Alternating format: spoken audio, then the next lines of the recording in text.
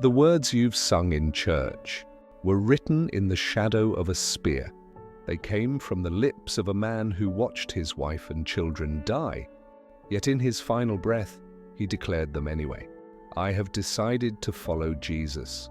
This is not just a song, it is a martyr's cry, echoing across centuries. And once you know the real story, you will never sing it the same way again. In the 1800s, the region of Assam in northeast India was a place untouched by the light of the gospel.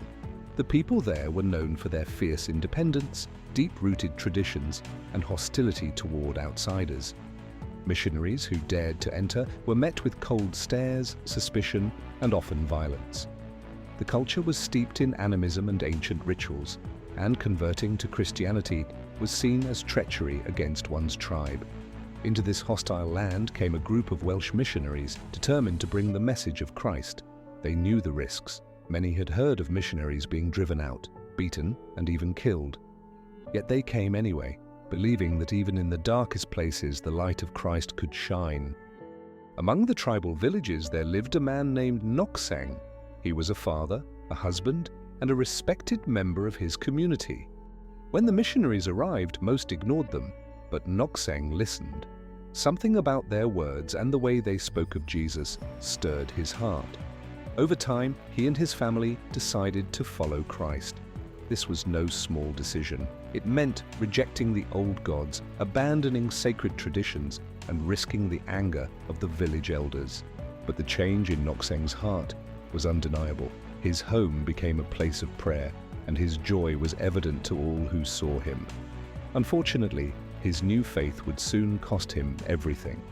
The village elders were furious when they heard of Noxang's conversion. They saw it as a betrayal, not just of the tribe's religion, but of its identity. They summoned him before the entire village. The chief's voice was sharp, his eyes cold as steel. Renounce your faith in this Jesus, or face death. Noxang's wife and 2 children were forced to stand beside him. It was clear the threat was real. In the tribe's law, disobedience to the elders was punishable by death. In this tense moment, with everyone's eyes upon him, Noxang's voice rose, steady and unwavering. I have decided to follow Jesus, no turning back. The crowd murmured in shock. The chief, enraged by Noxang's defiance, gave a chilling order. The archers stepped forward, their bows drawn. Before his very eyes, Noxang's 2 children were struck down. They collapsed to the ground, lifeless. A cry of grief tore from his wife's lips. The chief's voice came again, harsher now. Will you deny your faith? Will you save your wife's life? In the face of unspeakable loss, Noxang's heart was breaking, but his resolve remained. Through tears, he declared, though none go with me, still I will follow. His words hung in the air, a challenge and a confession. The order was given again. In the same brutal fashion, his wife's life was taken before him. Now Noxang stood completely alone, his family gone, his heart shattered. But still the chief demanded a denial of Christ. By all human logic, this was the moment to surrender. Yet from deep within, Noxang found one last breath to speak. The cross before me, the world behind me, no turning back. It was the ultimate declaration of loyalty to Christ, made at the ultimate cost. The chief could not understand what he had just witnessed.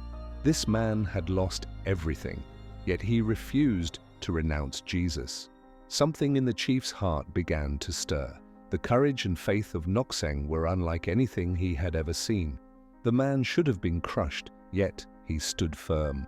The chief asked himself, what kind of power could inspire such devotion? In the silence after the execution, seeds of doubt about the old ways began to take root in his mind. When the missionaries heard what had happened, they wept. They had seen converts face persecution, but never had they witnessed such a costly, public display of faith. To them, Noxang was not just a martyr. He was a hero of the faith. They began telling his story to other believers in India and beyond. His words, spoken in the final moments of his life, resonated deeply with all who heard them. These were not just poetic lines, they were forged in the fire of suffering. One missionary, deeply moved by Noxang's sacrifice, decided that his final words should never be forgotten. Taking the phrases he had spoken, "I have decided to follow Jesus. Though none go with me, the cross before me," he arranged them into a simple song. The melody was drawn from an Indian folk tune, making it instantly familiar to the locals. Soon, the song began to spread from village to village, carrying with it the story of the man who had sung it with his life. In the weeks following the execution, the chief could not forget Noxang's face. He could not erase those words from his mind. Eventually, he called the missionaries to his home. There, in a stunning turn of events, he confessed his belief in Jesus Christ. The very man who had ordered Noxang's death now stood as a new believer. The power of one man's faith had not only planted a seed, it had brought forth an entire harvest. Once the chief converted, the rest of the village began to follow. The gospel took root in that place, spreading from house to house. The same square where Noxang had been executed became a place of worship. Where once there had been fear and hostility, there was now prayer and song. And among the first songs sung by the new believers was the one born from Noxang's martyrdom. "I have decided to follow Jesus." Missionaries carried the song beyond India, across the seas, into churches and revivals around the world. Wherever it was sung, it carried with it the power of its origin story. People who had never heard of Assam were moved to tears, inspired by the courage of a man they had never met.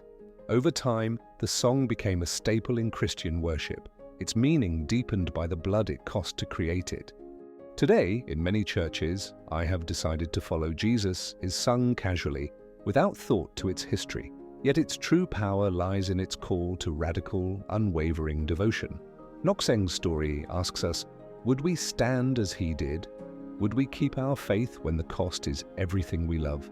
This is not just a song, it is a challenge to live for Christ without compromise. Noxang's voice is long gone, but his declaration still echoes, no turning back.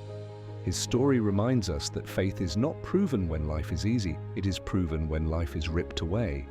The song he inspired has outlived kingdoms, cultures, and centuries, still calling believers to a decision.